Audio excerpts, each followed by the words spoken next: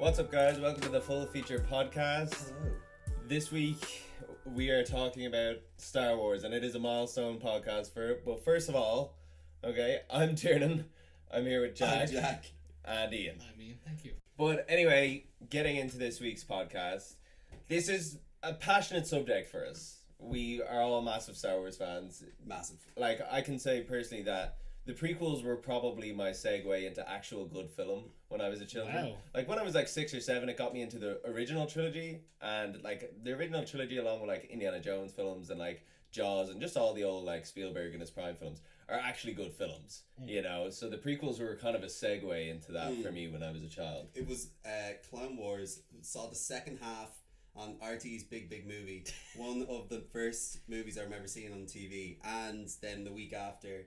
So RT actually did a really good nice thing for like once. So they actually had Star Wars, the prequels 1 and then 2 on at the week that the third one was coming out. Oh yeah, which was lovely. Of course, I also saw yeah, the third one like 4 times in cinema. Yeah, I think as well. Like, it's Star Wars is just huge. It's like part of pop culture. It's part of like history now, and like that's just why you have to accept it. It's this cultural phenomenon now that. And I can't wait to talk about it. Went from this kind of almost B movie to this thing that's like ingrained in, like, it's hard to find somebody who hasn't seen at least one Star Wars movie. It is It's possibly like unavoidable. that comes to my head anyway. It's definitely the biggest thing in pop culture. I would say so. Like, Especially now that Disney owns it. yeah, Like, I suppose how much like how broad you consider the term pop culture in terms of like film. I would say that this is like maybe Back to the Future, like Back to the Future and Star Wars. Maybe. Like I feel like this is the original 1977 A New Hope is the reason we blockbusters like we do today. true. Yeah, I know they say Jaws is like the biggest like summer movie, but like blockbuster, but Jaws is nothing compared to what Star Wars became, which is funny because the original movies were basically just these weird campy kind of yeah, like they were, they were slapped together, kind of like essentially samurai films set in space. Yeah, he was inspired by Akira Kurosawa Of and course. Seven Samurai Yeah, and of course. But the thing about it is as well put it is in space. What a man! I think we've kind of been avoiding this a little bit as well, because while we have such a love and passion for Star Wars, and I think I speak for every Star Wars fan when I say this, it's a love-hate relationship. yeah. Well, I was gonna say this.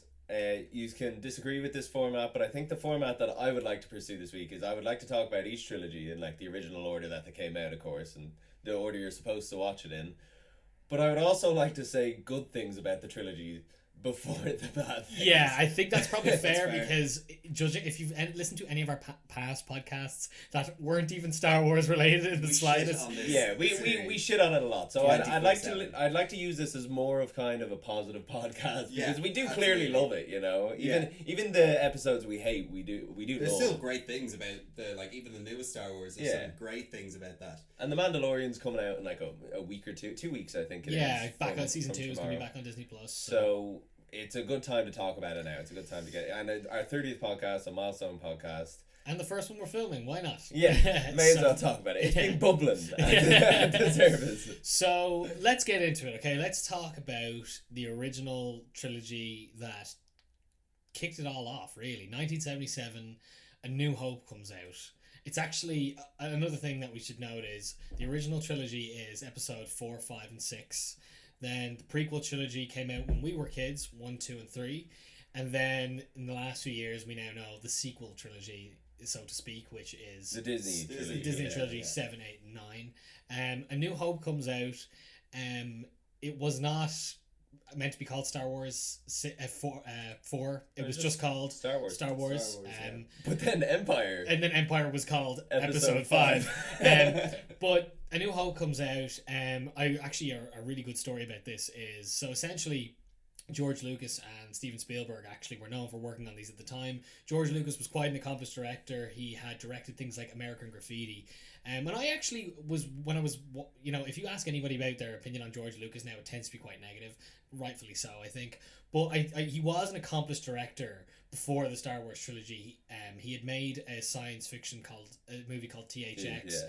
which got a huge cult following. And when you watch some of the footage from it, it is very impressive visually, which makes sense when you see Star Wars. But then he had also done things like American Graffiti, which was a comedy, which had Ron Howard and Harrison Ford, actually.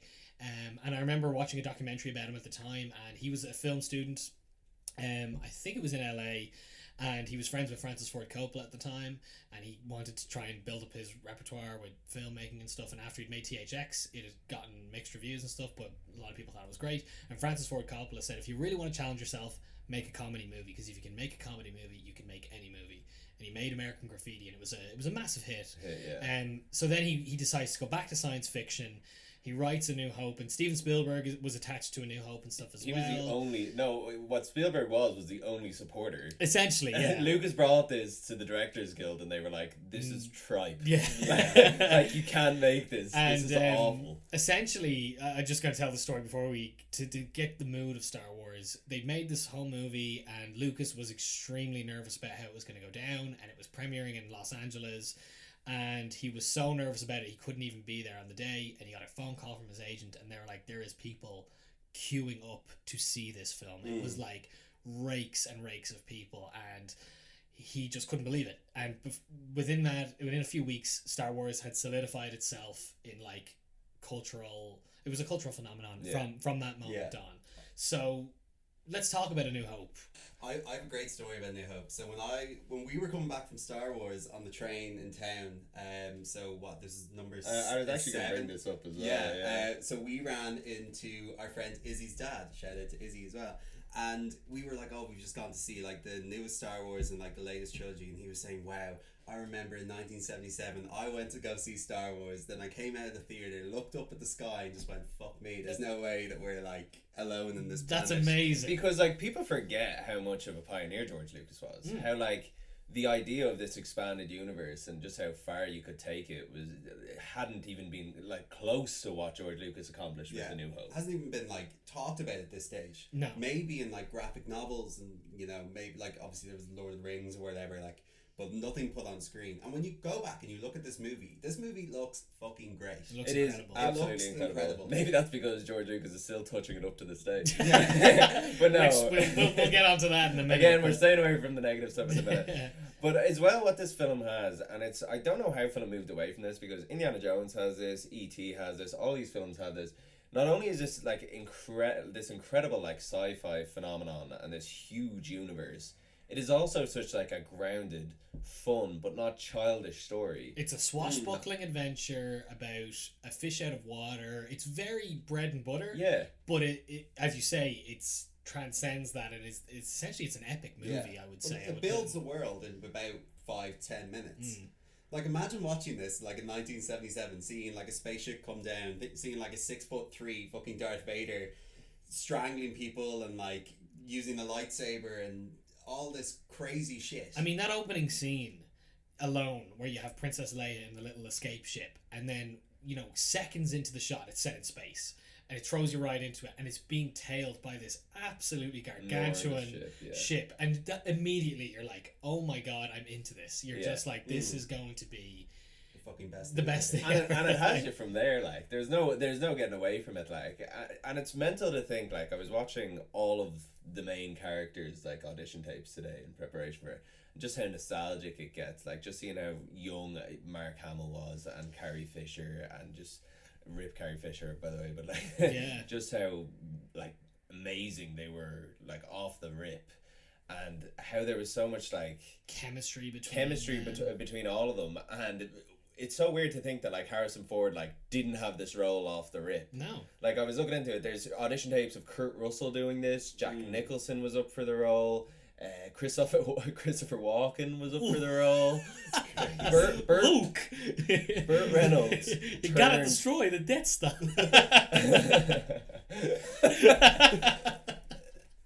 My ship. Burt Reynolds turned down the role, and it's just like, can you even imagine how much it would have changed if Burt Reynolds was the entire series? You know, like well, I feel Harrison Ford is great because he fucking hates Star Wars. Yeah. Well, he was really does. As well. He was the only kind of notable actor at the time. I think. Well, to be fair, I think that Carrie Fisher had obviously been in a few things, and her mother was obviously a very famous actress. Yeah, I don't know. Her name has escaped me. I don't know. My she was in Singing security in the phone on me. She's in Singing in the Rain stuff. But so Carrie Fisher came from a very Hollywood background. Mark Hamill didn't. Mark Hamill was a complete outsider. Yeah. And you can You can tell. You can 100% tell. Like- Debbie Reynolds. Debbie Reynolds. yeah. Thank you, Jack. Yeah, Before young getting Jamie into- Young himself Jamie right pulling here. that up. Before getting into like the negative stuff again, but like no, yeah, Mark Hamill definitely like, because a lot of people, what I noticed, they always give shit to the people in like the later films, and like the original cast bar Harrison Ford, they weren't great actors. No, and that was part of the charm. Yeah, of Star that was part of the Wars. charm, exactly. And I think people started taking it too seriously. Yeah. Us included. Oh, you know? 100%. absolutely. 100%. It all started getting like a bit too, like the first two movies are so much fun and they're so like, not you can't even say that they're like, you know, they look grimy, but it's like there's fingerprints on Darth Vader's helmet, you know, and shit like that. So Yeah. it's kind of like they were grimy and in this grimy kind of world. I was like, But was that sure. intentional? Yeah. Or was that because it Well, was It was actually though like it was pretty low budget props wise. Well, this is Yeah. the thing. So, A New Hope is borderline a B movie. I would argue. I mean, it's I borderline. mean, funding wise, like you know the little comms that they have, like the communicators between between Ben Kenobi and Luke, they were women's razors. Like they were the handles of women's razors, and like apparently an original lightsaber cost about $11 to make, and like the ones in the Disney store are like €45. They're pretty fucking sick though. They are pretty sick.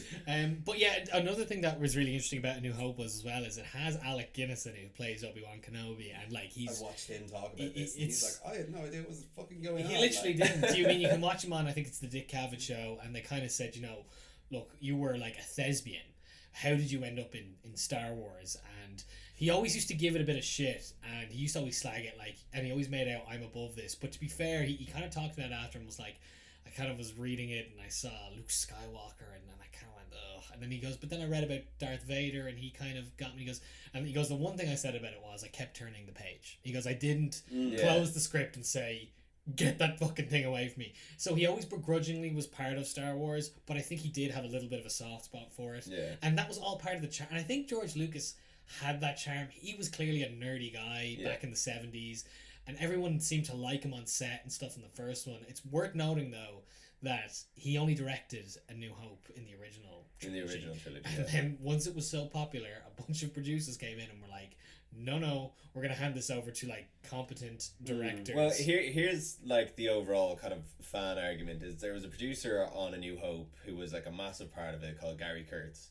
And Gary Kurtz believed in the kind of grounded, organic The story. the human side of Star Wars, and wanted to progress that way, whereas George Lucas wanted fucking Jar Jar Binks. Well, he was about the spectacle. He was about the spectacle more so than anything, and you can tell that because Gary Kurtz was a massive part of Star Wars between A New Hope and Empire Strikes Back. And that is so obvious. And he wasn't in the rest of it, and Return of the Jedi even does have like the bare bones of the prequels in it. You can see where the prequels were coming from down the line. Definitely. But what baffles me, and I never knew about this, especially in comparison to the other films, is A New Hope has 6 Oscars.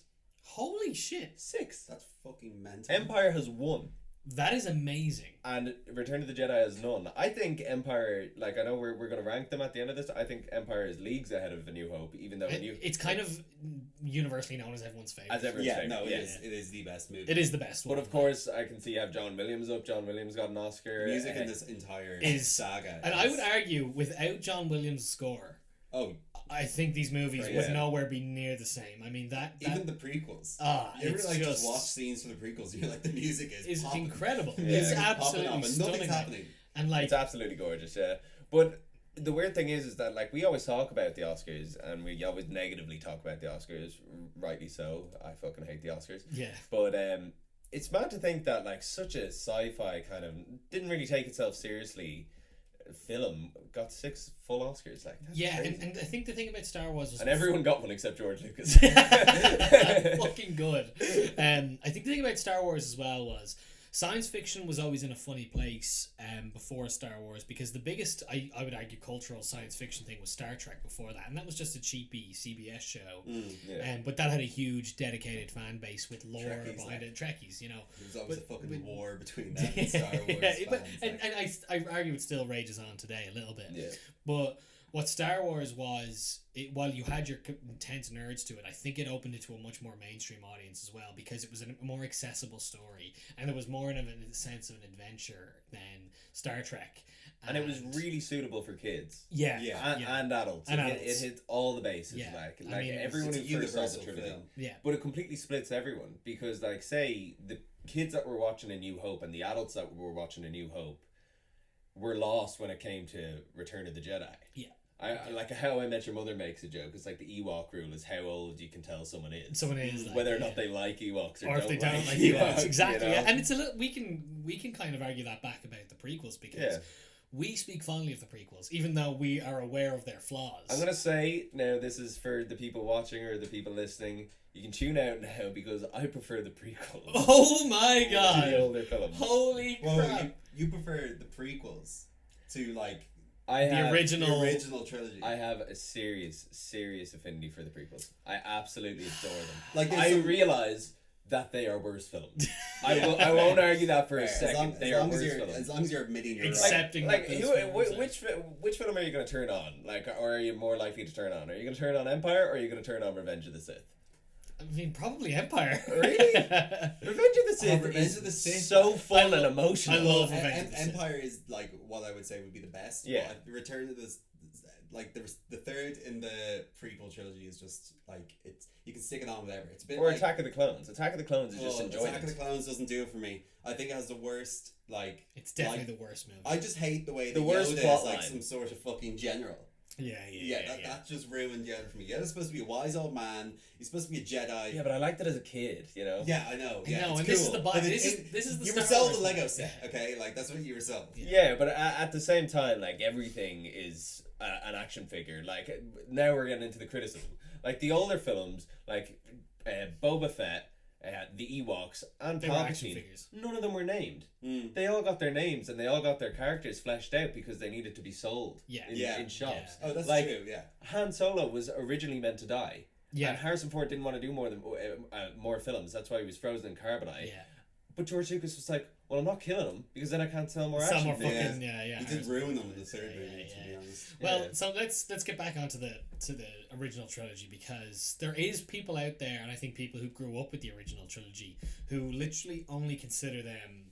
They die in a hill for it. Yeah, and they only consider them the good Star Wars movies. They a lot of people don't see any good in the prequels, and you know I follow a channel, Red Letter Media, and a lot of their prominence came from Star Wars criticism, and it's just very interesting to see how they experienced the prequels because we experienced them as children. We were going to like them anyway. That's the truth. Yeah. If you liked Star Wars, you were going to like the prequels. Now, upon rewatching them, as you say, Tiernan, I can accept they're bad movies. They have so many flaws. They're badly made in certain parts. But I still really like them, and I still think there's lots of good things about them.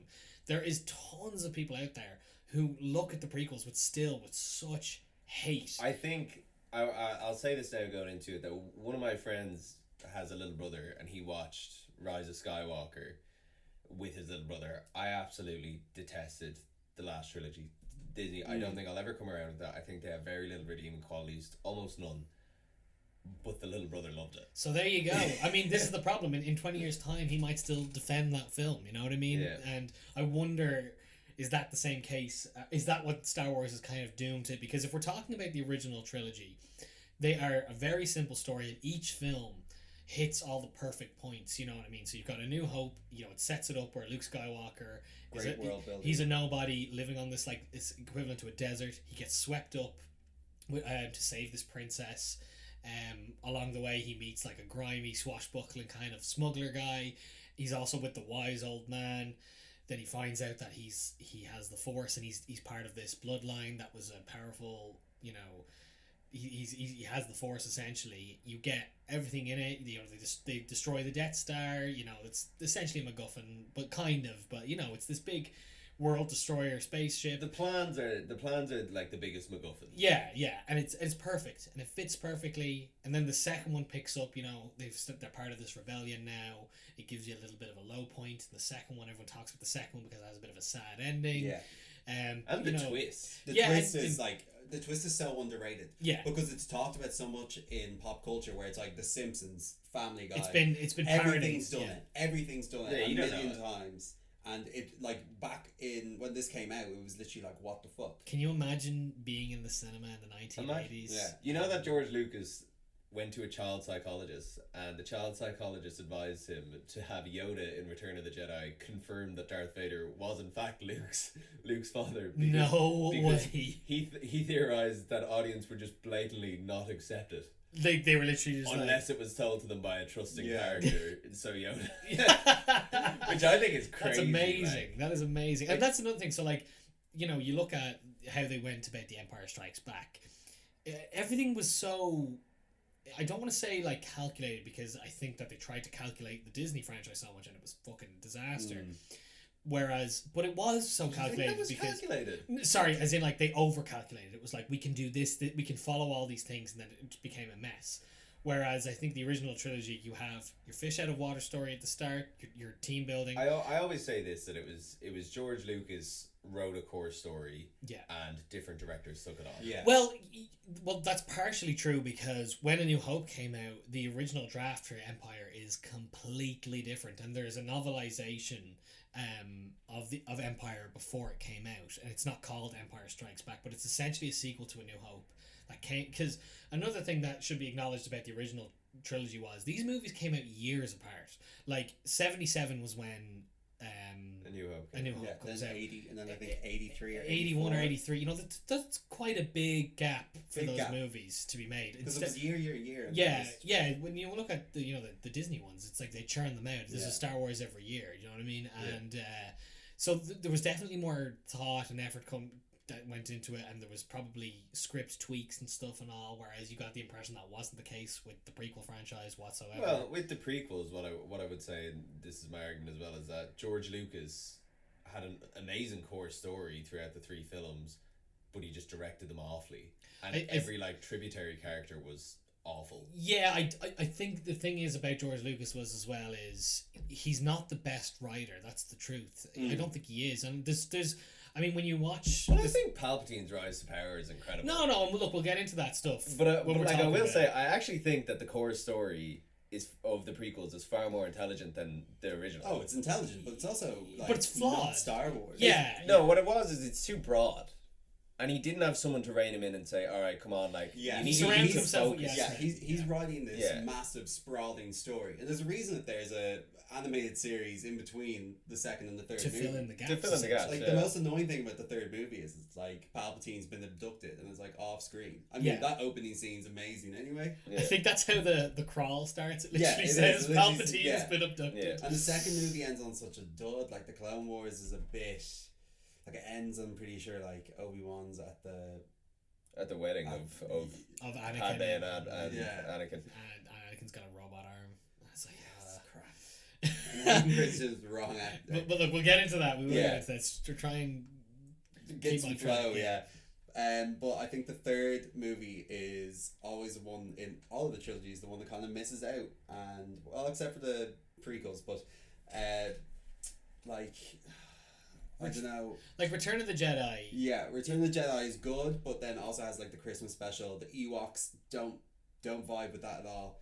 I really dislike the Ewoks. I just think it's just so. I like uninteresting. them as a kid. I mean, you can say that about But they're there to sell toys. They're They're there there to to sell sell toys. Yeah, exactly. They Like, like the they older were you get, the more referenced. that you realize like your most beloved franchise is basically just a cash cow. Yeah. It's like everything is basically like driven by money. Yeah. But I mean, that's why they altered, even in, Return of the Jedi, they altered Stormtrooper outfits, because you can sell more toys. Instead of your standard Stormtrooper, now you have Endor Stormtroopers. Endor Stormtrooper. You know what I mean? Which I appreciate. Yeah, no, You know? look, I don't hate that, and I mean, I think I actually kind of love that. I think the beauty of the original ones was there was a lot of effort put into set designs, into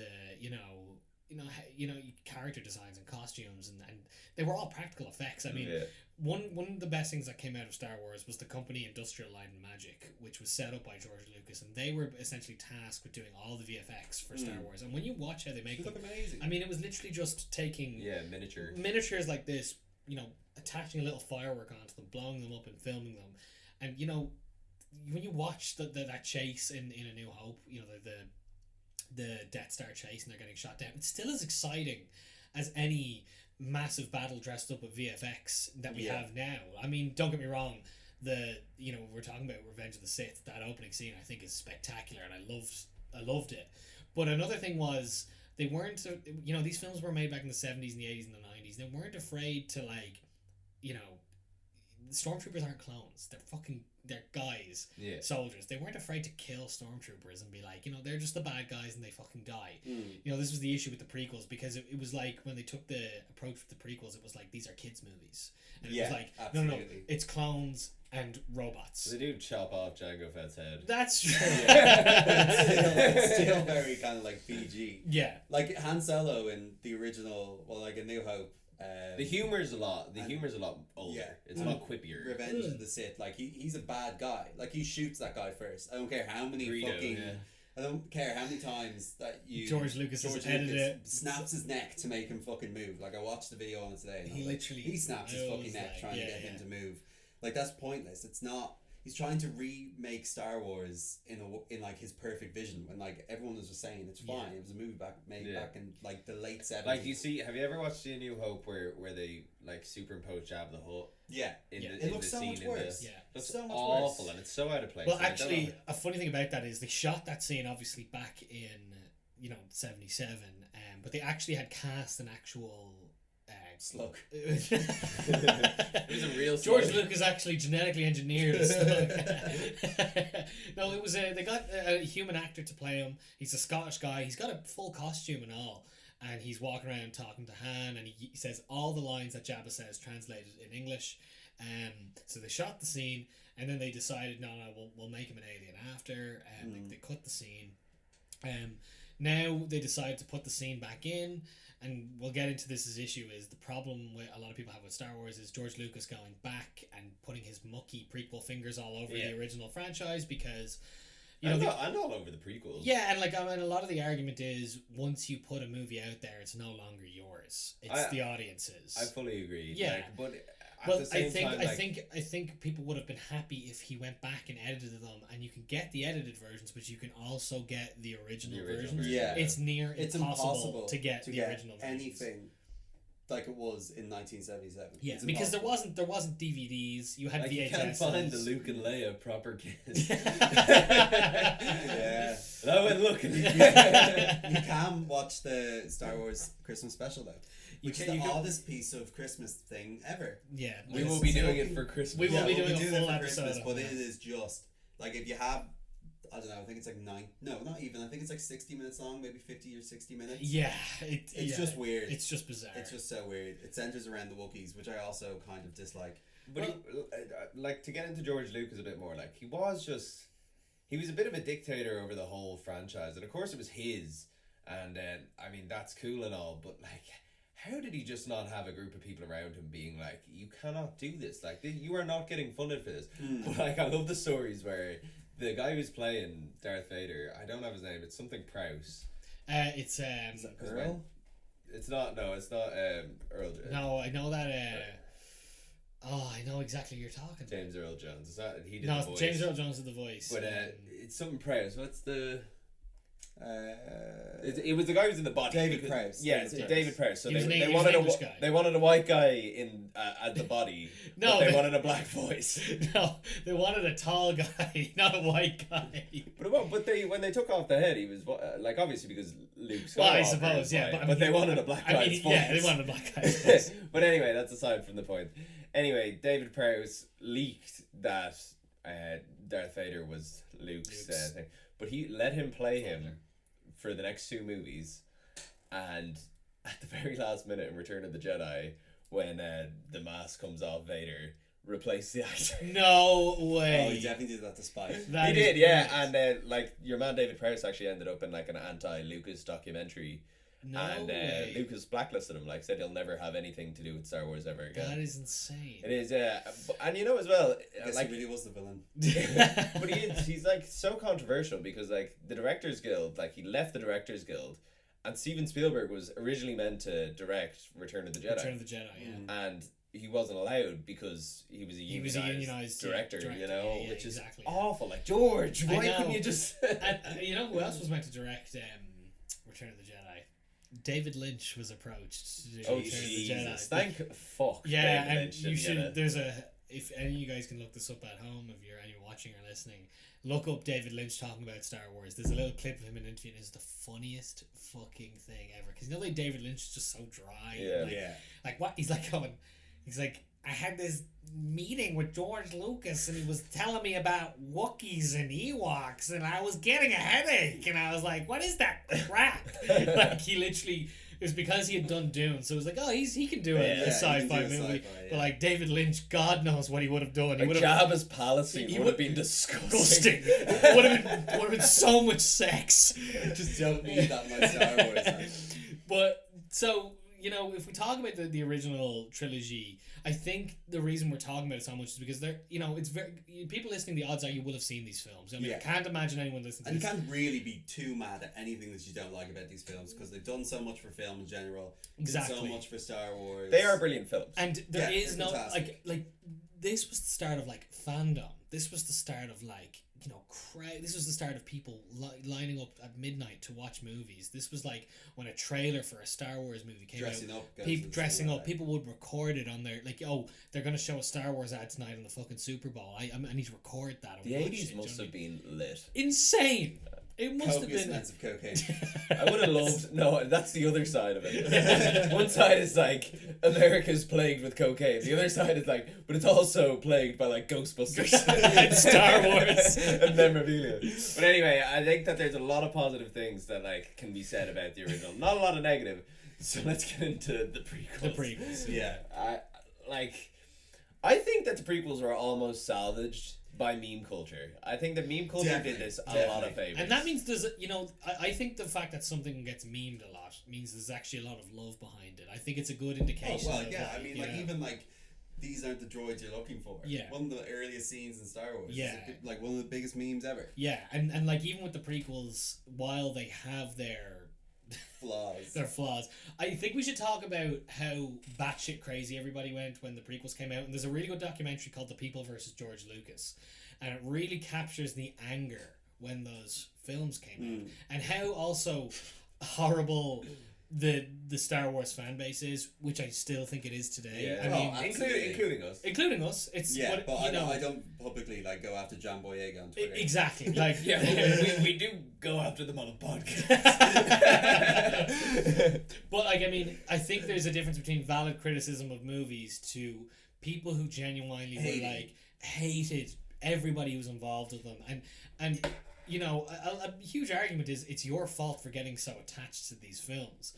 I think the biggest thing is that these films have that effect on you. You feel so attached to them, and like they're just your childhood. And you know the way each film has like a working title. Attack of the Clones' working title was The Adventures of Jar Jar Binks. Stop. I think it got leaked. Oh my god. Yeah. And so, but it was totally like just kind of to rile people up. Also, kind of weirdly racist. Oh yeah, there's like some a weird Jamaican stereotype, basically. Yeah, and there's also. Well, I mean, like I suppose that's kind of like. If you see Jar Jar Binks as a Jamaican stereotype, is that not your issue? No, it's known. It's known. I mean, it's clearly George Lucas going, let's make him like a Jamaican guy. And he did the same with the Federation aliens at the start, who are clearly Chinese people. Yeah. You know what I mean? Like, it's that's like a definite like pun to the Asian community. Yeah, 100%. It's like he made these movies for kids, but then put the plot for adults in. That's the perfect way to describe the Yeah. It's basically about like the rise of like a fascist dictator group, like rising. That's incredible, though. And the end of democracy in an intergalactic senate. You know what I love for these movies? The aesthetic of the Disney trilogy with the story of the prequels. Because the prequels, like the first movie is like weirdly colorful.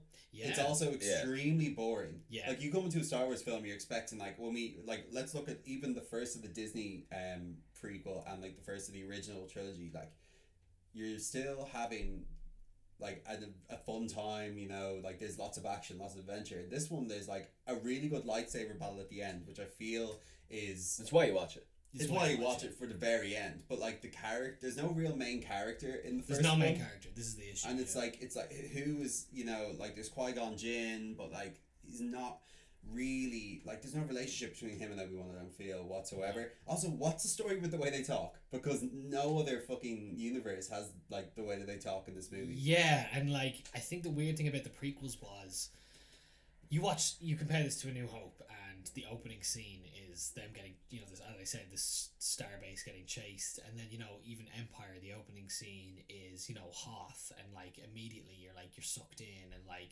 the opening scene to Return of the Jedi is Jabba's palace.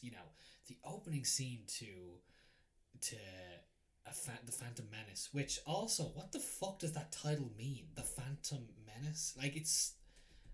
I saw a guy rearrange all of the titles of Star Wars in what they should be the title of, and The it makes Trade Federation. it makes a lot more sense. I think the Phantom Menace is kind of like the hidden evil, so I thought it was Darth. it should Yeah. kind of be I the thought he Revenge was a of the menace. Sith. Yeah. I thought he was a menace, and he was quite fancy. Yeah, he's a menace. Like Most what? underused villain of all time. 100%. In Well, terms of wait, design- we'll get to that. Let's go through the good things about, because I really do love the prequels. I think that there's so much elements of the prequels that's absolutely incredible. You can Pod get racing. the pod racing, And That's a everyone great talked about pod racing when that came out. when Yeah, that film moved. and Darth Maul. Just out of the first film, those things are incredible. Liam Neeson's pretty good in this. I love Liam Neeson as Qui-Gon. Seeing a young Obi-Wan Kenobi, Ewan McGregor is far beyond the original Ben Kenobi. Like Ben Kenobi as a character, He's my favorite Jedi. he's the my best favorite Jedi. Jedi So in the good. He's movies. the main Jedi, which is crazy. You never like the main character, No.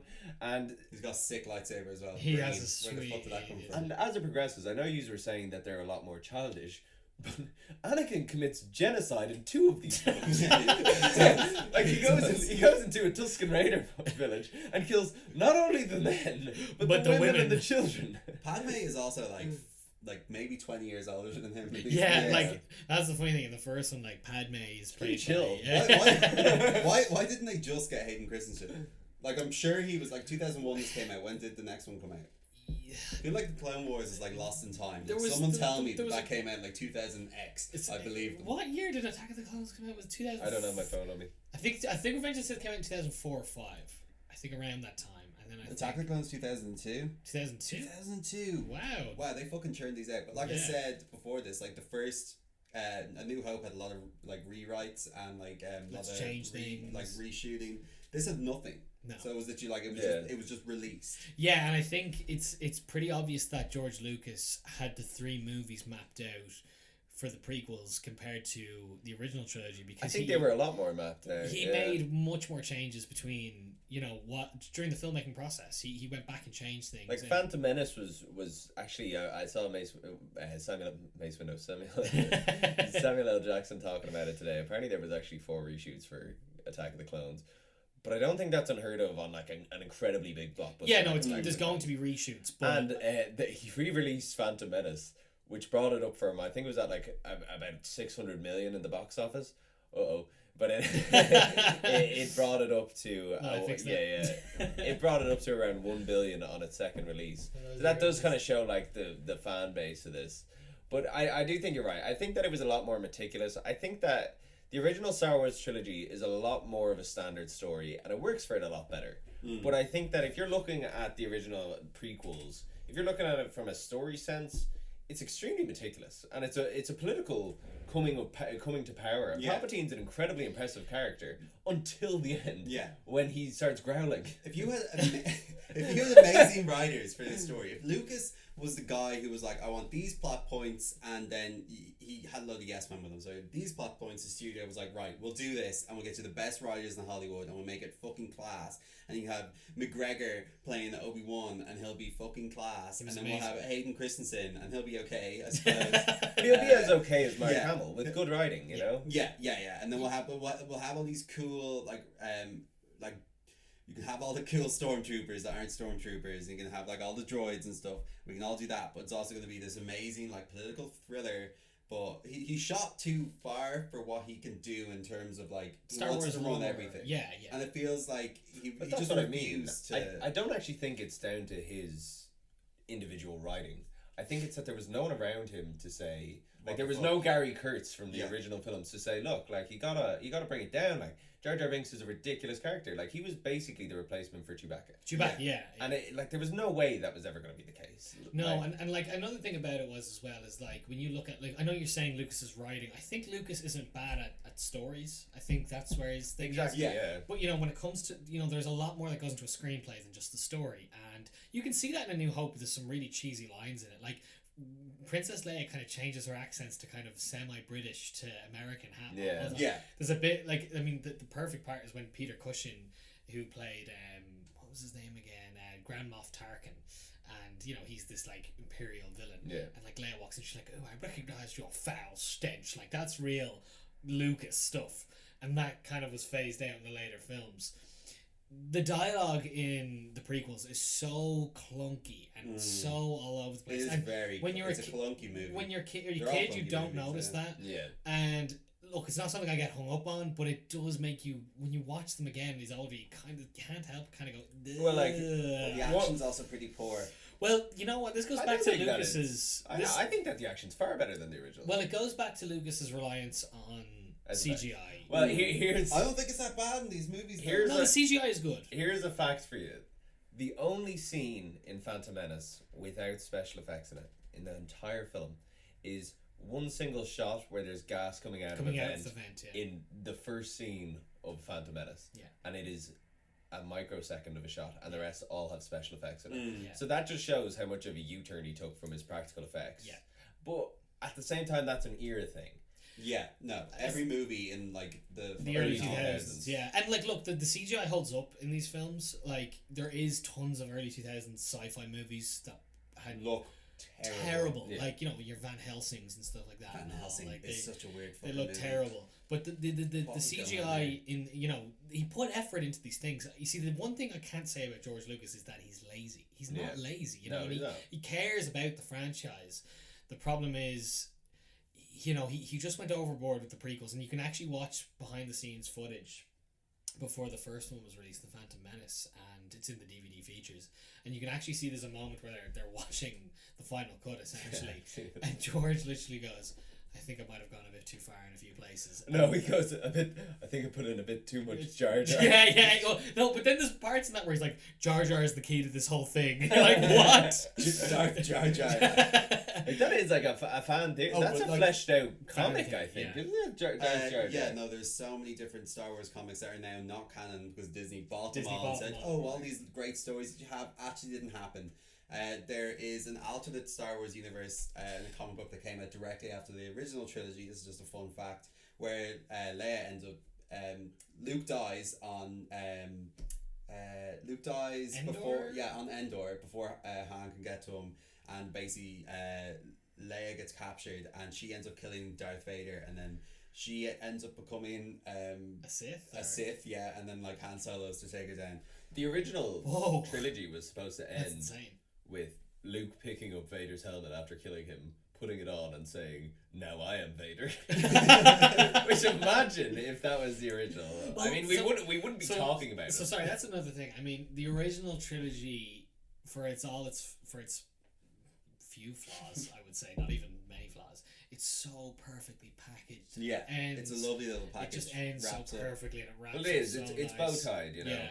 This wraps. The prequel does not. The prequels do not have. They wrap up in terms of fan service. So like Obi-Wan picking up the lightsaber at the end just to set up everything, and then the baby getting delivered, and Bail Organa takes Leia, and I think another thing is that the problem with Star Wars, and I've mentioned this in the past, is I don't think there's that much lore in Star Wars because it all came from George Lucas's brain. He fleshed it out to the point of the prequel franchise a bit, and then the fans did the rest.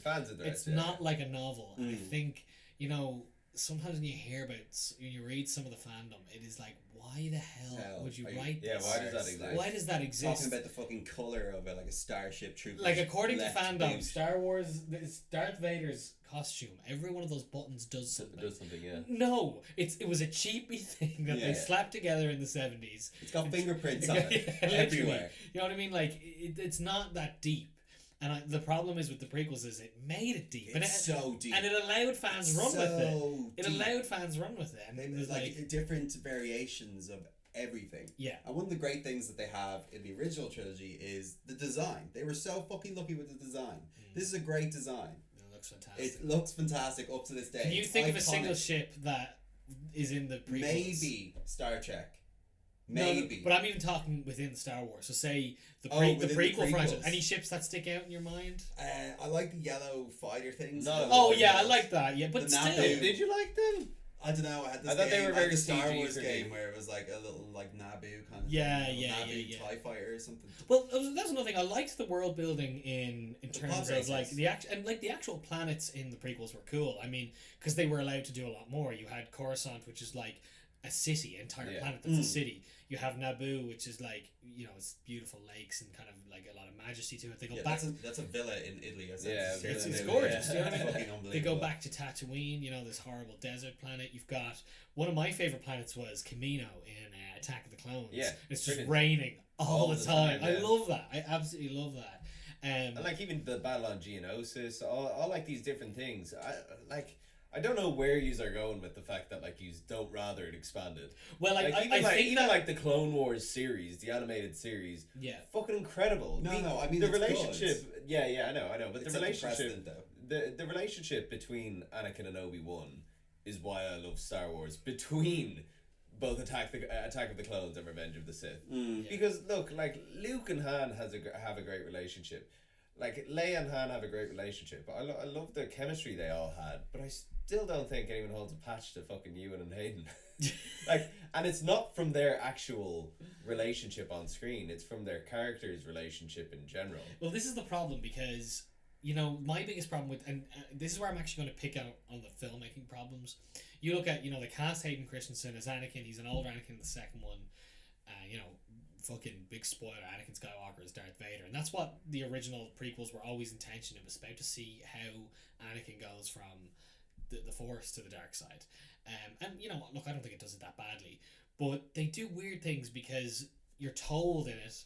No, Obi-Wan and Anakin are best mates. That's what they're told. They keep splitting them up in the two movies and attacking the clones. God, all I want. They for split them to up do within the is just first fucking But that, yeah, 20 be minutes. Jedi together. Now. Yeah, and then Yeah. in Revenge of the Sith, That's the all I exact asked same for. thing happens. You have an opening scene with the two of them, and you know I quite like it. You know, it's not Hayden Christensen isn't the best because of George Lucas's direction and his writing. He's an actor who needed direction direction and solid, really solid badly, script writing, and yeah. like another take. Yeah, Yeah. Just another just take. another take. Just another Just take. Hayden, before you go into the trailer there, buddy, just another But take. as well, Go like back. it was also like in the era where there like was no such thing as a good child actor except for Macaulay Culkin, Yeah. and like having the previous film, like having to follow the act of that kid who was just I forget what his name is. It's something Lloyd, Charlie Lloyd or something. Yeah, I But think so. but anyway, following him, it was just he was never gonna be liked. Also, Well, the I might kid add, was terrible. no, Your look, man- he was terrible, right? But I It should wasn't also his add, fault either, though. Those no, movies- he's just a kid. those movies ruined that guy's life. Oh, He no, got Hayden fucking- Christensen. Sorry, Jake. No. Sorry, Jake. I It's actually Jake feel Lloyd. bad Jake for him Lloyd. because he wasn't that bad. The dialogue is really shitty, but like, yeah, his life is not. I mean, he was going way well. too young. I mean, for he the got role. death threats. So he got many death so threats. much shit just for being in a fucking movie, and he said He like, looks rough there, doesn't he? yeah, he said he, Well, the Daily Mail are writing about this, so I don't know how true it is. But yeah, it looks like a prisoner. but he said that, you know, it turned him off acting, and that's terrible. That's absolutely horrible. You know Yeah. what I mean? And this is Well, where think about Natalie Portman. I mean, Natalie Portman was on the role for being an incredible actress. She did turn out very well anyway because she like, got lucky. her role in Leon. Yeah, she got very lucky. Do you think? Those movies could have destroyed. her. Oh, I thought you meant she got lucky, like succeeding after. No, she's an incredible actress. She's an incredible actress. But those movies could have tanked her Could have career. killed you. And could have made her is- toxic. She with- is terrible in them, and that's why I think giving Hayden Christensen like that bad a rep, like he should get the same rep as Mark Hamill for me because Yeah, like, I don't he's in think- a lot worse films. I don't think he's good, but I don't think he's like, oh my god. No, he I'm ruins not. these I'm not movies. literally being like that is appalling. Like, even some of the shots in Revenge of the Sith, you know, when he's turning into Vader and you see his face, the guy looks scary. You know, he looks fucking menacing, you know what I mean? But he came across as a whiny teenager. Because that's how George Lucas wrote him. He wrote him as He this, was like, extremely whiny. he's whiny. He did go on about how he hated sand. Oh my yeah. god. Well, Can we talk- that was. But like that's what everyone said. It's like why is Anakin's like transition from this like Jedi monk technically into this horrible villain that kills everyone is about like moaning. Yeah. Rather than him just kind of seeing the flaws with the Jedi. Or being angry. Yeah. Like, you don't really ever see him like burst out in anger and like, I don't know, fucking Except, I hate you! Yeah, exactly. And like even like use like electric fucking dark force powers and he just, he could never do that. That's back to back to the he would have killed Palpatine long if before. Yeah. But the thing is, the prequels, I think, you see, it's really interesting to watch the reaction, because also the prequels came at a time when the internet was becoming a thing as well. Like people, when the first one, when the Phantom Menace came out, people used to buy tickets to the cinema just to watch the trailer, and then they'd fucking leave. Yeah. It was this huge build up, and then the reaction was people came out and they liked it at first, and they came out and were yeah, it was There's so fucking many awesome. videos online where people I are like, this is loved the it. greatest movie ever. And then upon a few watches again, That's how It's like I felt. Tenet. yeah, That's how I felt with the Disney. Like the first movie of the Disney trilogy I was a fucking lot loved of it. fun. Yeah, I loved It's it. a lot of fun. I gotta say, It's I a re- absolutely adored it. Like, It's a complete remake of like A New stuff Hope. you already know. Yeah. But it's like, wow, this is fucking good shit. Yeah. And they've upped. I mean, it doesn't have that aesthetic of the prequels where it's kind of like mid noughties. Yeah. It doesn't look the best. Yeah, It looks. It's kind of Looks grown amazing. up. It's a grown up Grown Star up, Wars. yeah. It's like I'm saying, if they had the prequel story with like the aesthetic of the sequels, yeah, I don't know what to fucking call them. 'Cause there's so Just many Disney's, names. Just like- Disney's. But like those movies look great. Lots of like callbacks. There's a significant depth. Like there's a little bit of weight in the movie. There's Yeah. great lightsaber battles like a couple of times and that. Lots of action. You know, Yeah. you want action in your Star Wars, and I just feel like the prequels, especially the second one. The second one's such a filler movie for me. Like what happens? It is. It's Like, I mean, basically there's nothing Palpatine happens. building his two armies so he can have a fake. a lot of like behind. You see, the issues with the prequels story is that a lot of it's behind the door political action. Yeah. That is heavily implied, and you know that it's going on. And that's in direct contrast with what Jack said about it's this political thriller, but then you've got like Uba Juba on fucking Yeah. Like what is it, Dexter in the diner? And everyone's like, where can I find this guy? And Dexter's like, I'm not a character. he literally like scratching his ass on. You're like, what Yeah. the Yeah, fuck? and Yeah. it's like, why is this in it? But like, The assassination attempt on Padme comes to mind. yeah. With how am I gonna kill this princess with worms? Yeah. With space But worms. it's so strange, like how much effort actually went into this. Like, it kind of shows just how bad the writing was, because I read today that over 200 actresses auditioned for Padme, And he went with Keira Knightley. and no, Natalie Portman. Oh, sorry. I'm sorry. And you know, like Keira They're Knightley, the same person. Keira Knightley didn't get the job, but But like, once you tell the difference between these people. is it Natalie Coppola? No, Natalie Coppola? Sophia Coppola. Sophia Coppola, sorry, yeah, I don't have my phone again, but she was also one of the guards alongside of Keira Knightley, and I thought that was deadly as well. Yeah, so like, they made her a decoy. Yeah, a decoy, and and- that was a good little addition. You know what I mean? But at the same time, like, they're doing that with Padme's character, but like, Darth Maul was just Ray Park, who was a stunt double. Yeah. Like He's class, they were though. just kind of like, he's deadly, but they didn't even let him talk. Like, No. that's how little they trusted him. Yeah. And then I noticed today he's actually Toad in X-Men. Oh my god! No way! That's like his other role. What the hell? That is insane. Toad, How did I not even? That is amazing. What happens to Toad when he's struck by lightning? The same thing that happens to everything else. But I think that the prequels, everyone's very harsh on them. I think in many ways, yeah, they are terrible films. They made a lot of bad choices. Like, while Jar Jar from the first film gets phased out through the other two films, the droids also, like, their mental state deteriorates. Yeah. And they're just The these, droids like, are the most infuriating thing ever. they're just these, like, inept Idiots. things.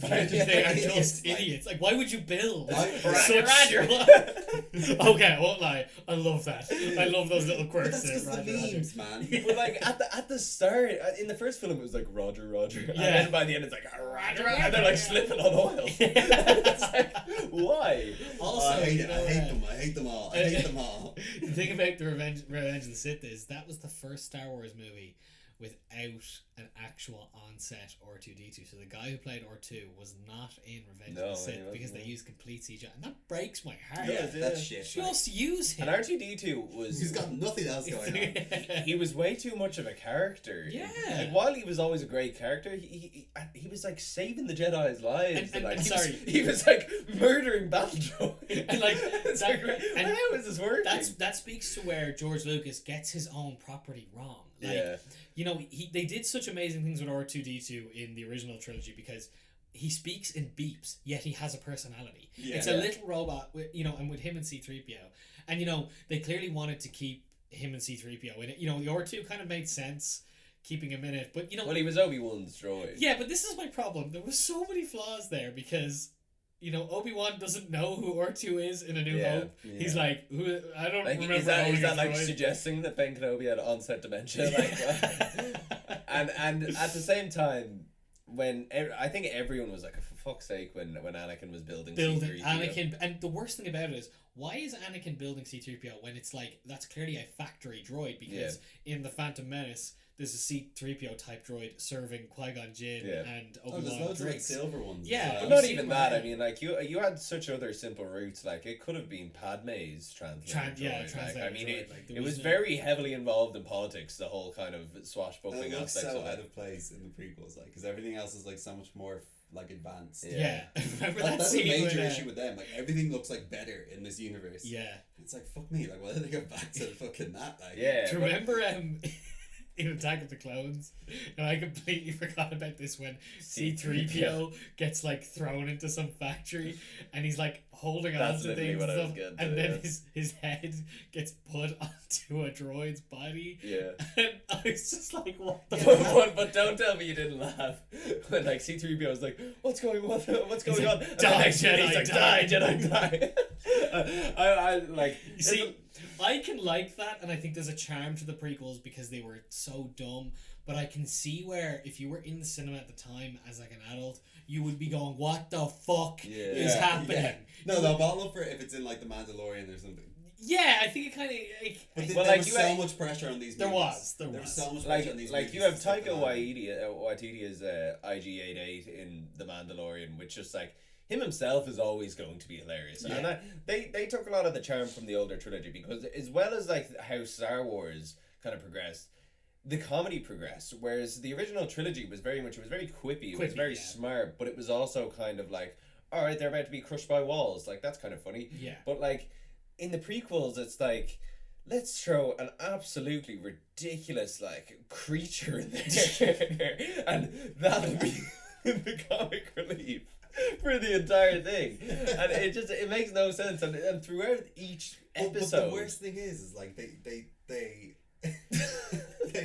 they underuse such cool characters, and then they have like 20 minutes of fucking stupid shit going Kiadi on. Mundi, like what the fuck am And I like, watching? who's the Jedi with the? I love she's Kiadi Mundi. Who's the blue skinned Jedi? Yeah, I need to get her name the blue because skin Jedi. Oh, what is it? I actually know all. I the should just Jedi look this up names. myself. she was because you know why she was in the Star Wars Battlefront video games as well. Yeah. Aya Sakura. She sounds like Sakura, fucking. yeah. Um, I actually liked all them, like Kit Fistu. no, I like them, but Fisto. again, it was like you know. And the funny thing about those is, I actually was watching. I was scrolling through TikTok there recently, and I saw this girl. She found this clip of the midnight premiere for Revenge of the Sith, and there was a girl dressed up as what's her name again? It's not Kit Fistu. It's not good. It's Sakura. Sakura. Sakura. Ayla Sakura. Hey, let's get, so there's a girl dressed as her at the midnight showing, and she hadn't seen it yet, and that's such a minor character. It's such a background character, but there's a whole scene where she gets dies. murdered, and Yeah. the girl was like talking about it on TikTok, and she was like, "I would have loved to have seen this girl's reaction because there was people who got on board with that stuff, and so there's a lot of people who watch. Wait. Do you not think that the Order 66 was the most incredible scene in Star So Wars? I love it, right? But I know that there's plenty of people out there watching it going, I don't give a fuck. Really? There's tons of people. But out I there. just thought that it implied the scale of it. It did, and like this is the thing is like I like Ki-Adi-Mundi and like Kit Fisto, even though they're Fisto, sorry, they're just nothing characters. Like Kit Fisto's meant to be a Jedi Master. He dies in like 2 seconds. Yeah, that like the I whole do like fight, that scene, like though. you can look at I love that scene. you can look at the entire lore behind like each one of these Jedis and all of their like feats as like a Jedi general, and then Palpatine gets up, growls at them, and they Cuts just them die. down in like 2 seconds. Yeah, but like I've actually watched like a breakdown of why each one of them died so quick. And the whole thing is that, like, just to get like really technical with like how much fans actually go into it, is that there's 7 types of Jedi fighting styles, and the Sith one would never be practiced, or how to battle a Sith would never be practiced. Look, I'm just not up for that. I hate that shit. You know? That was lazy writing. I know it was, and it was lazy filmmaking as well. Lazy and film. on top of everything we're saying is like I love when a series has an overlooming villain and other tributary villains. I think that a lot of series do that extremely well. But what the prequels do is they create these incredible villains and they waste them. They throw them away like they're nothing. And that's why I actually really appreciate the Clone Wars as a series. And that's like my favorite part of the prequels, because you see General Grievous for like a serious amount of time. You see Count Dooku for like a serious amount of time. Maul comes back into them. And like all of that stuff I love. Whereas like Maul, like what an incredible character. Incredible. Gets sliced in half in the first couple of minutes. And it's so weird that like they bring him back in the fucking lore again. Yeah. Where it's literally like they stitch him back together or something. just and give gets him new robo legs. legs. No, but he comes back as like a big robot spider. It's actually deadly. Fair enough. Okay, before we're running out of time, because we will rant about the prequels for the rest of the time, we have to get into the horrible Disney trilogy. Okay. Give me 3 things each about what you liked about the prequels. It can either be a character, a scene, or I don't know, a fucking robot or something. What I love about it, Hugh McGregor's Obi-Wan Kenobi. Okay, that's fair. That's one of mine as well. Another thing I love about You have to it have different ones. is Anakin's death scene. There is so much. Well, sorry, not death scene. His getting chopped into a potato. I love you. Yeah, like that is actually extremely emotionally powerful. Incredibly, but I would argue the most emotional thing in Star Wars. Yeah, and my third favorite thing is the lightsaber battle between Maul, Qui-Gon Jinn, Obi-Wan Kenobi, and that Duel of the Fates music, which was John Williams again. Like, incredible. And like The music in this is incredible. it's so good. All And of the like prequels. what I loved about that was the music would always swell in the Jedi battle, and then in the little scenes with like Padme and stuff with their blasters, it was always really low. And yeah. that was such good filmmaking. yeah. That's incredible filmmaking. No, I love that too. So that's what I really love about the prequels. There's tons of things I love about the prequels. Yeah. It's just easier to You shit go on. next. You'll probably have really cool ones. I love Palpatine's rise to power. That's like my favorite thing about Star Wars. I think that it's really meticulous throughout it. If you watch it close enough, it's something that you wouldn't appreciate as a child, but when you watch it back, you're actually like, oh, there's actually a lot of work going there that would just go right over your head. Doesn't really fit Star Wars as a franchise, but I loved it. I love when Anakin slaughters all the Tusken Raiders. I think the scene of him in like the landscape going off on the speeder was incredible, and I think the speeder is just like an underused vehicle in Star Wars anyway, they're so because cool. they're so cool. Like Just what never used. what a design. And I think that him just going and murdering all those people, wow, like that's unbelievable. Like really, really unbelievable. And like I just kind of like all of the expansion on every single character as is. Like I genuinely do enjoy just kind of knowing more about like characters that you love and seeing like how they all ended up in the places that they were. Unbelievable for me. I love the prequels so much. Order 66 as well. Like you can't leave now. Yeah. What about you, Jack? What are your prequels? I like when Anakin slaughters all those little Jedi children. They're like, what are we gonna You do? know what? That was ballsy. I like. I That was respect Yeah, ballsy. that. sorry. That was These ballsy. these films are for kids, you say. Like But this is the problem. Sometimes they're for kids. he murdered children so many times. Like Yeah. it wasn't an isolated incident. I also Like 30 minutes before that, you have another happy landing, and then it's like, Master Skywalker, what do we do? It's like a blade. no, that's an unbelievable shot where he just goes fuck them kids. Yeah, it's Yeah. amazing. What else do I like? I love the trade agreements. You know what's a controversial thing to absolutely hate, and it's my least favorite scene in all of the Star Wars films is Obi-Wan's battle with General Grievous. What? It is just him running away from Grievous running away from him in a big wheel, and him chasing him on a big lizard. Actually, And like that is a bit there's ridiculous. no action, and Grievous is meant to be this Yeah. unbelievable droid programmed to beat Jedi's. And the because, fact like, that he collects lightsabers. in a couple of seconds, Obi-Wan has all of his hands off, and like Yeah, he does. He does. and like it's just one of those things that it really brings him down as a character, Grievous, when he could have been incredible, and like his guards and his big feet and like everything. He was so good, and they just ruined. He turns into a spider a lot as well. That really bugs me too. Like, stop being a fucking Love spider. Mace Windu. Oh, Oh, of course. shit, yeah. Mace he didn't Windu's do- purple lightsaber, unbelievable. What else do I like about this? Hello there. Yeah, I love all the memes. I The love all the memes. memes. Yeah, the memes. I'm major into memes in general, so I've got a fucking great love for these movies, and I feel like that people have a softer spot in them because of the memes. 100%. 100%. Let's get on to the Disney trilogy because we have about 25 minutes to talk. Okay. So look, we've already talked a little bit Star Wars Force Awakens. We feel it's a really good movie to kickstart back the A trilogy. new franchise, yeah. A new franchise. There's a lot of things that we love. There's a lot of plot lines that are set up for the next movies, and you think, wow, like Rey arriving to see Luke is like, fuck. I came Phenomenal. out and I was like, wow, this is going to be Shivers amazing. down your spine. Like. Shivers down the Like spine. John Boyega, incredible. Brilliant. Great. Poe Dameron, unbelievable. Oscar Isaac, and like all of the characters, they were set up so well, and I appreciate it. I came out of the cinema, I go, well, that was literally shot by shot a remake of A New Hope. Couldn't But it I was- loved every second. But it was Couldn't care extremely less. self-aware, and I thought that they deserved it. Like, go ahead, look, you're trying to bring older audiences, like the former audiences, back in, and like to forget about the prequels. And I appreciate that. Just go ahead and do it, and then do your own thing in the next film. And like, unfortunately, they did. But like, there's so much good about The Force Awakens. No, but you're right, and because I think J.J. Abrams knew that. He knew this is a franchise that isolated a lot of its fans the last time. No matter what I release, it's going to get some form of shit. Yeah. I'm going to play the safest option, reel everybody in, and then we can start the franchise from the start again. And the best Yeah. way to do that is a soft reboot with basically remaking A New Hope that hits all the same beats. With it is also the perfect bridge of your older characters that you know. Like when I remember when this was getting made, I had a really cynical attitude towards it. I didn't want to even see it at the time. Until the trailer. Until the trailer, yeah. Yeah. And that's always the case. Trailer is yeah. it is a fucking banging trailer. It's amazing. It's a bang- I I watched was- this maybe 20 times. Yes. And I was actually watching today, like the actors, like live reactions to watching the trailer for the first time. And You're they were like- you're having the reactions with With them. There was Yeah. good vibes behind this movie. And you know what? That's on set. You can see behind set. Everyone was loving it. Even Harrison Ford. You know, I think the thing about Harrison Ford was he really liked John Boyega. That was a huge thing. He had nothing but good things to say about him, and he's a hard man to bring back to a Please. franchise. He doesn't like money. And I mean, they Clearly is now interested they because he could've- doesn't want to be involved in Star Wars. exactly, and like they could have just killed him off before Sam was like, no, Han Solo's dead and he died off screen. But no, he came back for that first one, and that was a great shot. Fair play. Killing, and you know what? They did so much right with it. You know, Kylo Ren, played by Adam Kylo Ren's a Driver, great character. he's a brilliant villain. Do you know why he's a brilliant villain?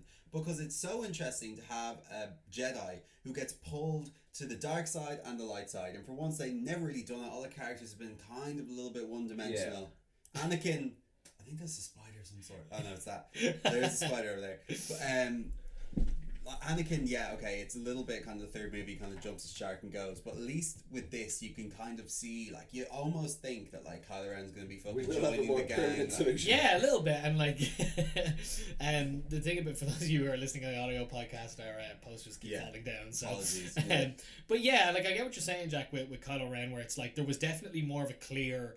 It was more like he was dark being pulled to the light, not light being pulled to the dark, and Yeah. you know, but he was particularly insidious in, you know, The Force Awakens because he kills his own dad. Well, and he- even if he does yeah. go to the light, it's like, how does he redeem Yeah, himself? He how's- yeah, killed his own himself. father, you know what I mean? And, you know, the thing was, you had that perfectly set up, and, you know, you could have, you know, if you wanted to go daring with it, don't bring him back to the light. Just make him the villain, and that's it. And it's just sad, and that's the bit of a tragedy to it.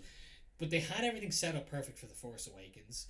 It went off really well. They were really fucking happy with it. I've enjoyed the movie. My only issue with it I just was, I won't watch it remember now because at the it's how time it was, I was. do. I had a good few issues with that. Yeah, but I think my biggest issue at the time was I was super aware that it was a complete remake of A New Hope, but I didn't mind, and I remember being in the cinema and I was like getting excited watching it. Yeah. And I'll admit, like, I was like, People were making Wookiee noises Yeah, and shit. like, It was really good. I was falling for its traps. Like there was that bit where Rey and Finn are running for the ship. And they're like, let's take that ship. And he's like, no, it's garbage. And then the ship they're going to gets blown up. And he's like, okay, the garbage will do. Camera pans. It's the Falcon. The Falcon. Yeah. I physically went, oh, like it got me. But then as I thought about it, I was like, you know what? The prequels got a lot of shit, but at least they did their own thing and they committed to it. And I thought, you know, we're just gonna get a fucking remake of the original franchise, but I'll be happy with it. Then The Last Jedi happened. And I just was like, what the fuck? No, this ruined fucking Christmas for me because these movies come out at Christmas time. I was so fucking annoyed.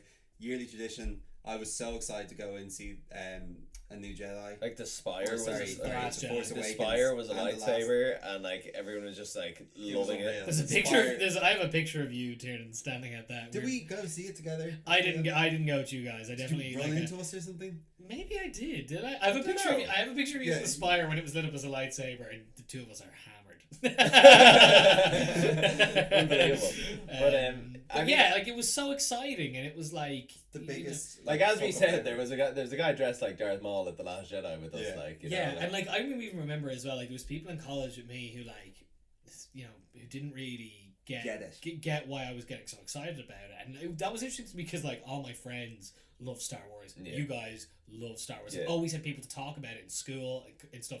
College, it was weird seeing people from another perspective being like, "You're going to see it at midnight," like, and I was like, "Yeah, of course I am." Like, I was like excited that I don't care. I'm still going to see the 2022 trilogy. Like I know I'll hate it and I'll fucking come out. But you're going to go probably see have a fucking episode on here. Yeah. But I'm going at midnight to set myself up to fail. But exactly, and like the thing about the prequels was while they were messy and weird and did a lot of things wrong, they weren't this horrible corporate machine that the new ones are. Where it's like, I'm going to calculate this to a point where we try to appease every fan, and you try so hard to appease fans, and it's like, you know that the producers were sitting there trawling the internet every day, seeing what was being said about Star Wars. George Lucas didn't have that with the prequels. He was just making them. And even when there was people criticizing it on the internet, he was like, I don't care.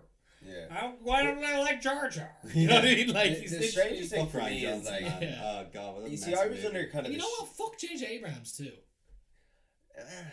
Fuck that guy. His mucky fingers. I feel a bit over that feel a bit franchise. bad. I actually think The Force Awakens was a very good setup. I thought that it was a bit lazy in the vein that like they were just kind of like, the New Order is the new Empire. Deal with it. We're self-aware on this. The Death Star is back. Except it's bigger and badder. Like you just kind of have to accept it. And everyone was kind of like, all right, because I like the characters. Like the characters are fairly grounded. I like this. It was heavily dependent on nostalgia, is one thing I will say, and like I like that too. Fuck it. I like the old characters. Like they'll ease me into the new characters. Yeah, and that's what they had to do.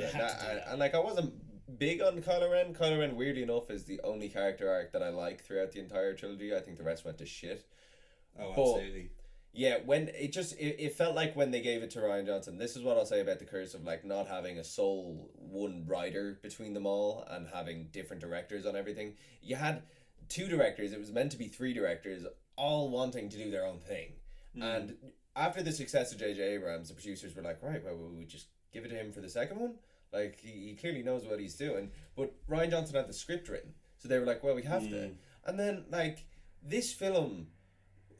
It just shocked everyone to its core with how unbelievably bad it was, and how un-Star Wars it was. I mean, like a lot of the force movements in this felt like force movements that you thought of when you were a child and that you would have liked to see in Star Wars, like Princess Leia's Mary Poppins way, who was dead during the film in this. And they fly her out the window and have her zooming around space. That was when Star Wars died for me.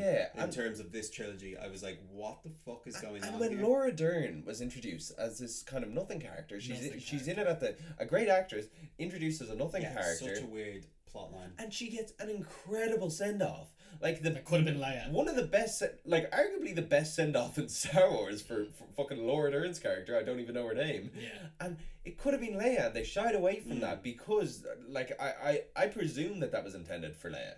And then Carrie Fisher died. You know what I think a big issue with it? And I wonder how much the existence of the internet changed Star Wars, because Rian Johnson was clearly sitting there going out of his way he kept going on about how he's going to subvert everyone's expectations. And everyone was talking about, because The Force Awakens was a soft reboot, a complete shot-for-shot remake of A New Hope. Everyone was assuming the next one was teed up to be a remake of Empire. You know, you have Rey going off to this planet with Luke. It's going to be her and Dagobah. And there was aspects to that. I mean, like there was definitely aspects. Like the first Hoth battle is very similar to the final battle in The Last Jedi. Yeah, like almost like identical. Identical, yeah. You know, like, but it was like, I'm going to go out of my way now to make this so different to what you were expecting, without considering, does this make any fucking sense? Like Laura Dern's character, like being kind of planted as this, oh, is she like a secret enemy or whatever? Yeah, like this is not Das Boot. Yeah, like I'm not trying to be suspicious of everybody Snoke on as well, screen. like, just such a fucking MacGuffin. Well, let's before we get on to Snoke, can we please talk about Rey and John Boyega and June? Was that her name in it? Rose Tika. She's fucking their terrible. Trip to the capitalist world. I'm sorry, Disney. Thank you so much for fucking off. telling me that having loads of money is bad. God. Oh, Disney. These literally grossed billions. Yeah, literally the people who run the entire world. Did you turn around being like, wow? Like Walt Disney was a fucking Nazi, and you're telling me what morals I should have? I was literally like, I was watching this, and I was just like, this is just so the wrong fucking movie for why are you doing and this? Why isn't Poe doing it?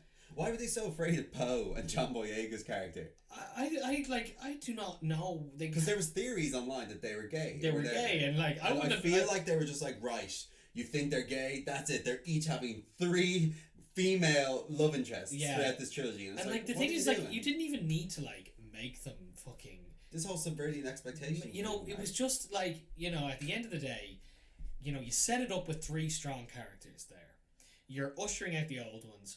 Stick with your 3 characters instead of launching new ones in every time. And like, they launched in Rose Tika, and look, again, you know, the actress who played her. It's not her fault. It's not her fault. She got so much horrible fucking abuse for that fucking movie. Absolutely ridiculous. But her character did not add anything to that franchise, and you know, you were rooting for her to die at the end. Yeah, like the scene where like it's very suggestible. Oh, all right, she could die. You were very much like, I hope she does. I'm ready. Yeah, like do die. Yeah, like and while you're there. But also it was just like it broke. You know, Star Wars did set up some sort of kind of rules in its universe as well, and it broke all that shit. You know what I mean? And I'm not opposed to, you can change how, like, you know, Star Wars does things. Like, that's fair enough. It's an evolving universe. But at the same time, it was like, they were just adding shit. And I was like, what the fuck? You know, and like, they thought they were redeeming it as well. Like, I remember Luke's death. Like, I was almost redeeming it just out of my love. I did like his death. I did like franchise. I loved, like, the scene of the cloak him physically falling dying, and the 2 sons. And the 2 sons. I thought that was incredible. But it was just out of place. Yeah. In the sense that, like, he was astrally projecting himself halfway across the universe instead of being the hero that he is. Yeah. Why didn't he just go? Why didn't he just go? That was very Yoda in the first trilogy Star Wars shit. And they had the X-Wing, and like they're ready to be pulled out, ready to be pulled out like Luke did in Dagobah, and that would have been like, okay, it's nostalgic, fucking like it's a nod. You're feeding us nostalgia, but at also the same you're time, doing something new. You're also setting it up, and not going with it. I mean, this is your classic. And he case milks a of, titty. He milks a monster titty. And you know what the weirdest thing about the Disney franchise is as well is when it was first announced, you had J.J. Abrams doing the first one, like exactly the man everyone expected. He had done the Star Trek franchise, he had brought it into a modern audience, and he'd done a pretty good job with it. Yeah, he drops that. You know, and J.J. Abrams is a Hollywood guy. He'd made Lost before that. He had made a Mission Impossible movie. This was the man that you get for a big franchise. You know, this is a corporate's thinking of doing it. You know. Then they made the bizarre decision to give it to Rian Johnson, right, and give him autonomy, right? But before that as well, what a lot of people don't seem to remember is they also were going to hand the 3rd one to Colin Trevorrow, who took over the Jurassic Park franchise. But before the Jurassic Park franchise, and I hate those new Jurassic Park movies, but that's another conversation. Another day. But Colin Trevorrow before that had only made like 2 indie movies, Safety Not Guaranteed. Literally Rian Johnson tiny, before this had made Looper, which was a science fiction movie with big elements in it, but it was very much a low budget movie. With and like Rian Johnson, and before that he'd made Brick, which was like a noir film. So it was like, okay, he's a nerd, he clearly loves Star Wars and stuff, but like, why give this small director such autonomy to something you know that any slight misstep will go fucking terrible? And you took the precautions. One with director, Force one Awakens. trilogy. I don't the best know. writers in the world. I don't agree with that. I think one writer three directors Yeah, is the way to go. But I think that when you're looking at Rian Johnson as well, he does openly say, and he has openly said since Looper, you're either gonna love or hate my films. There's no in the middle, and it's kind of like, well, like, why would you give such a polarizing director one of the biggest Most beloved franchises? franchises. And this is great reviews. This is a 90% on Rotten Tomatoes. Not that I care too much about what they say about movies. More of an I IMDb fucking guy. hate Rotten Tomatoes Yeah, reviews. it's the worst one. But like the whole thing is about this trilogy. I think everyone wanted to save Star Wars. I think so too. I think after the everyone wanted. prequels, Yeah, it was like you took your chance, you did something different.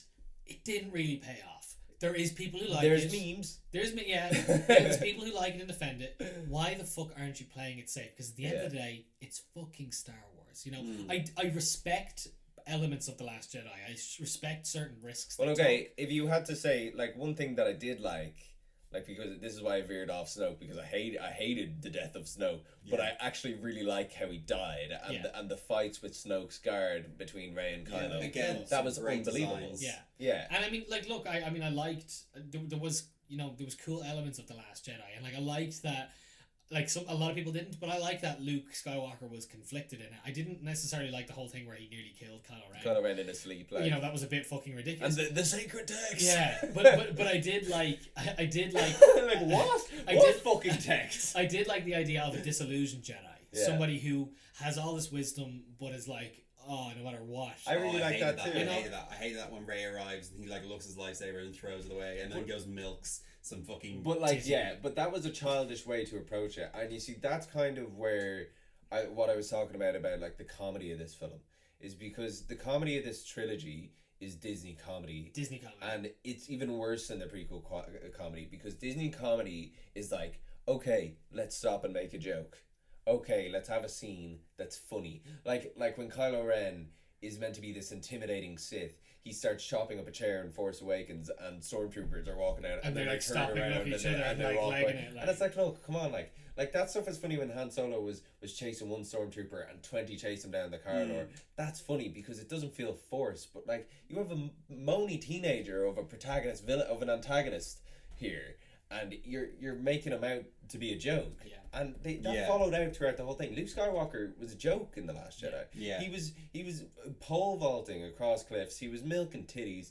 He was crying about sacred text that no one and wanted like to even be a that bit thing. when like Leia's like trying to feel the Force, and like Luke's putting a bit of grass in her hand. She's like, "Oh my god, I feel it!" Like it's like, what? You're breaking No. us here, like, you know. Yeah, this and isn't- I think as well is there was a innocence to the original trilogy, and that seeped into the prequels. That kind of innocence to Star Wars, that innocence approach to it, that was just taken out because Disney is like a corporate machine. They approach these movies with such corporate like It's a Starbucks of fucking. it was Marvel formula on Star Wars. Exactly. You know, That's it was exactly just, what it was. You know, it has to be more than that. And It has to be more than that. I see again. Like we don't hate the Marvel formula. We talked about how we like how it works. I think I'm it so works. happy we were taking a break from Marvel films. But I think it worked incredibly well for Marvel films. For Marvel film movies. Yeah. And as soon as you step outside that, like as soon as Joss Whedon got involved in DC, it's not going to improve anything. You're just conflicting a formula with another formula. With another formula, You know, yeah, you're colliding universes, and it's not working. Yeah. And that's what happened with these films. And unfortunately, everyone was like, Rian Johnson, you fucking dickhead. J.J. Abrams, come save us. And like I've said multiple times on this podcast, it's like picking up a broken vase, all the pieces, and trying to glue it together. I mean, he killed Snoke, Rian Johnson. I know. After He building shattered. up so much. Well, There's literally no plan in these movies. Snoke is like the biggest example, but another huge example is when Rose and Finn go to that planet, and you know they're saying, "Oh, war is terrible, whatever." Sorry, but Finn was a fucking child soldier for like the what do they call themselves? I've only seen Stormtrooper Academy, the cadets. not the cadets, but what are they called? The First Order. First The of He was First a Order, literal yeah. child soldier, and he's like, "Wow, war is bad." It's like, what? and also like none of these characters. going back to the fucking comedy element of it, and like it got worse again with the Rise of Skywalker, which is easily like abysmal. Let The me- worst Star Wars film. Let me just say, it is so bad. It was so fucking bad, and I literally remember being 20 minutes into it, and while The Last Jedi was kind of tearing things down in my brain, but I wasn't like, Like at The Last Jedi, at the end, you were like, God, that was bad, wasn't it? Yeah, yeah. But in Rise of Skywalker, like in the first 10 minutes, you're like, oh fucking hell! Like, it wasn't even that it was like bad. It was like I don't care anymore. yeah, I was sitting there going, I could walk out of the cinema and don't give a shit how this franchise ends. like you know, and when that is just here gut for wrenching FOMO. to say that about. I'm here for FOMO. Like, yeah, like that you is know, gut-wrenching to say about Star Star Wars when like the main characters will arrive on screen and it will be a big thing there because there's time between each film, and as soon as the main character arrives on screen, there's that moment and there's the hero shot and you're like, yeah, like, oh, like this is unbelievable, and like they did that similarly in Rise of Skywalker, but you didn't give a flying fuck. You were like, oh, there's John Boyega, Finn. Don't give a shit about him. Yeah. And then like, where's Poe? I don't know. Don't really give a shit. Don't really give a Rey shit about is him. Suddenly, Palpatine, which I think is the worst thing that's ever happened to the series ever. Considering we were told in the second movie of the trilogy that she was nobody, and now it's And it's like it's like if you're gonna make her nobody, make her oh, nobody. she You know was what I mean? nobody, like. And then like another, but you see, I actually didn't have a problem with that because there was a lot of complaints that it was about Star Wars. The biggest complaint about Star Wars is anybody of any significance is related to Luke Skywalker. Yeah. If you want to make her nobody, cool. Stick But- to your guns. Yeah. Did you also just not think that it was kind of like, oh, Ryan Johnson wants to be different? He wants to say that she's nobody. Well, no, because I think it left it open for. I mean, see, no, I think that's the expectations things again. yeah, no, it is. But I think he subverted expectations Yeah. on everything. Subvert people's expectations on that. Do one thing and go, okay, that's where I'm subverting your expectations. Not at the same time as killing fucking Snoke. You know, Like just shattering the whole like direction of the trilogy. Do you know what I mean? And I'm so surprised because Disney is such a overarching thing. You know, they have plans. You know, with the Marvel franchise, it's Yeah. phase 1, phase 2. They plan years ahead.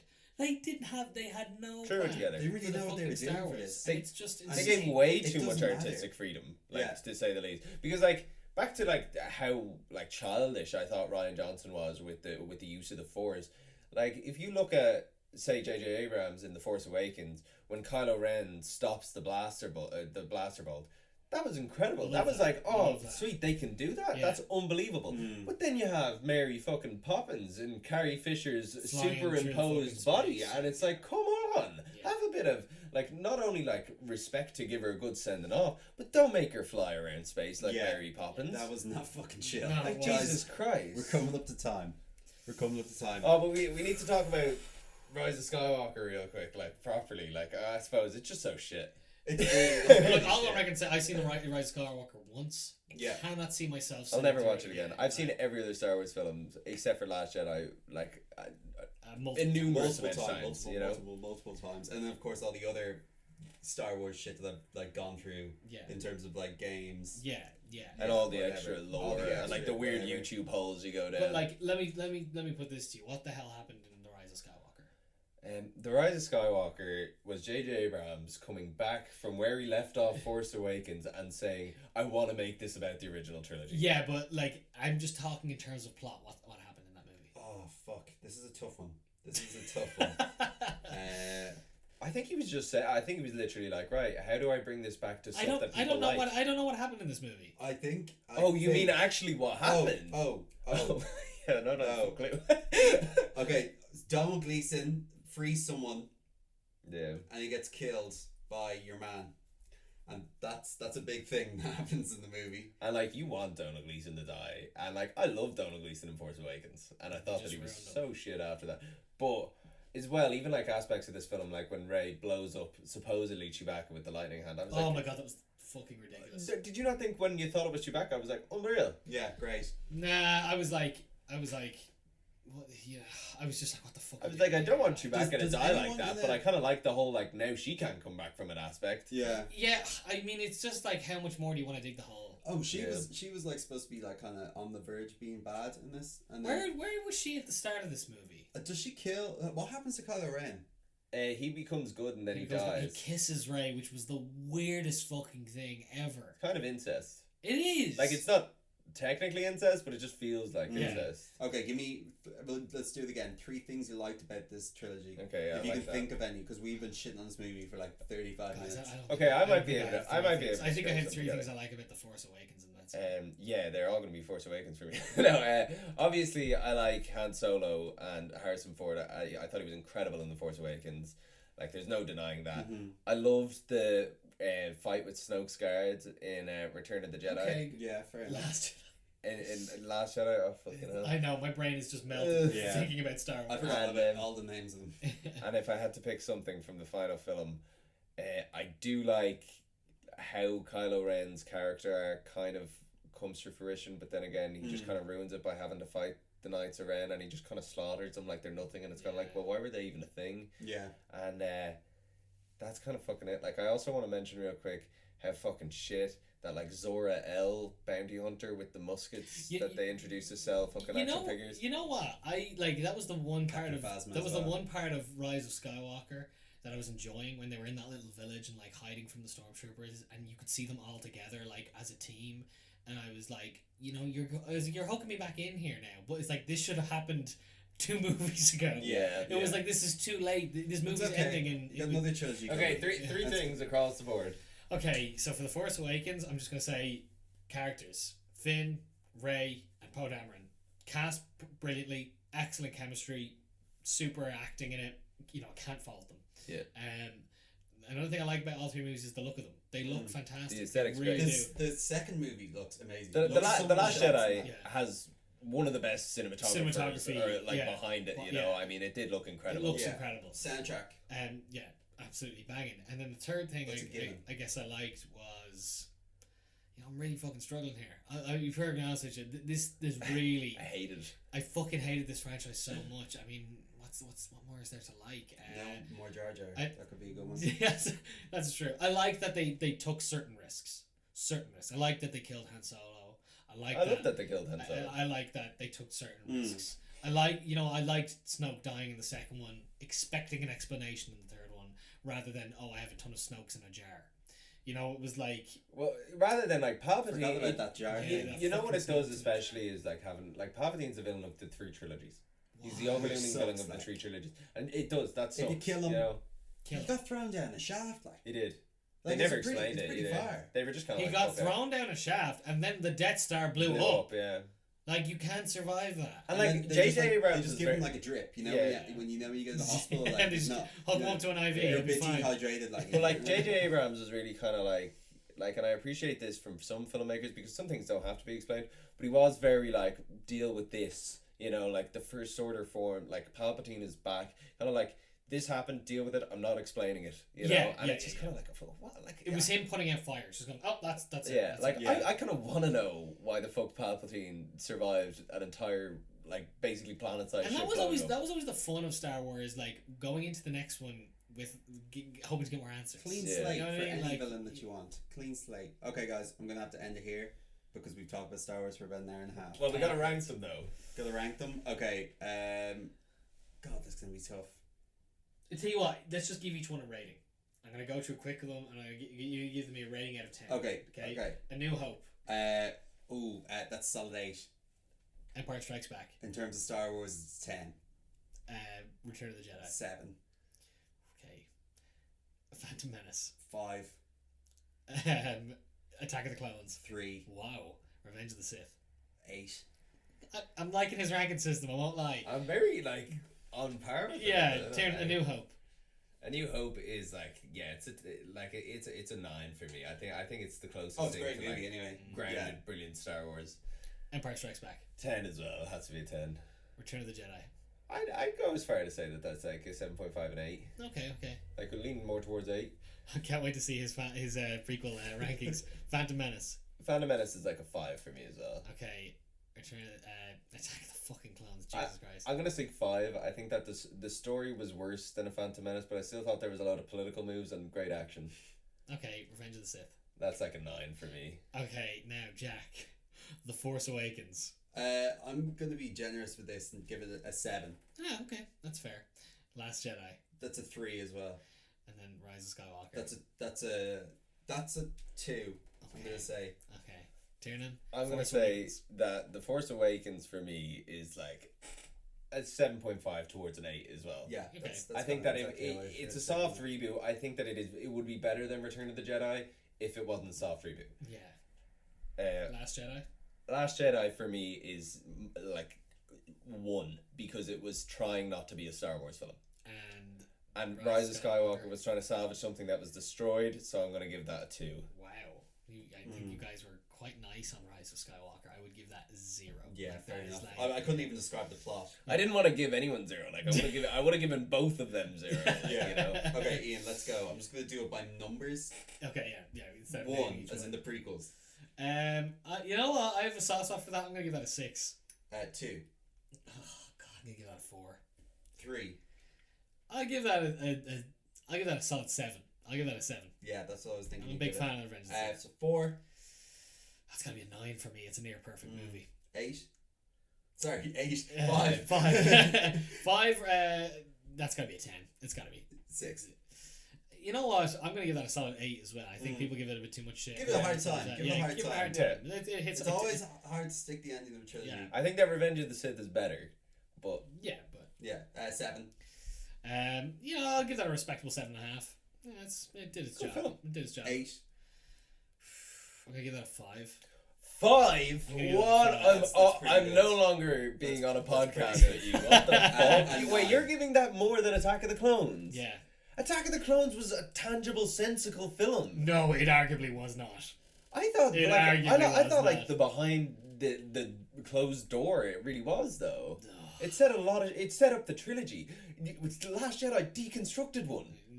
It destroyed one. It made Rise of Skywalker what it was. I'm you sticking take to that that. back. No, I'm You sticking take- to that. I'm sticking to it. I'm on the podcast. I'm sticking to it. I'm taking that I'm both sticking to seriously. it. Movie fights is going to be so interesting. When Tyrion's screaming at And us. you know, I gave Last Skywalker a 0. Throw it in the dumpster. Yeah. Okay. And one last question: do you have any hope for the 2022 trilogy? Nope, I'm done with Star Wars. I say I'm done with Star Wars. I'm gonna keep watching the things, but I am done with. I'm sick of it. Just stop. Just please, just stop. I want the original tapes. I mean, I'll watch The Mandalorian, but I'm not sitting there going, I need The Mandalorian. Just if you just made no more Star Wars content for the rest of my life, I'd be happy. I'm done. Do you have any hope? I kind of agree with in a movie sense. They've got 3 years to plan it, so it comes in 2022. Like I want it to be done in a movie sense. Like if you yeah. want to go off and you want to make a spin-off Obi-Wan Kenobi show, brilliant. What about a hard reboot? A hard reboot. Like a hard fucking reboot. What? And they just wash the Disney Wash trilogy everything away. No, everything. Oh, Hard everything. You see, and they retell the original trilogy and then redo everything else. Well, here's the thing. Like the first, like the New Order of like when it was like thousands of Jedi and thousands of Sith. Like I could get behind that, but like I don't know how much an audience would without any form of nostalgia. Yeah. Okay. Fair enough. Okay, I'm wrapping it up. Yeah. So, guys, that was a great conversation that we had on Star Wars. So, yeah, guys, if you could please subscribe to our YouTube. So, it is the full feature podcast on YouTube. And ring that bell. Please give us a like, drop a comment. What's your favorite Star Wars? Rank them. Please follow us on Spotify. Follow us on our Instagram. You will find our podcast in a lot more places this week because I'm working on distribution. So yeah, thanks so much for listening. This has been the full feature, and we will talk to you next week when we are going to do a full review of The Boys season 2 and probably talk about a little bit about season 1 and go back to classic movie news, which we haven't done in weeks because we have been talking about this fucking franchise. Franchise. So thank you so much again, and we will see you next week. See you guys, and goodbye to you, camera.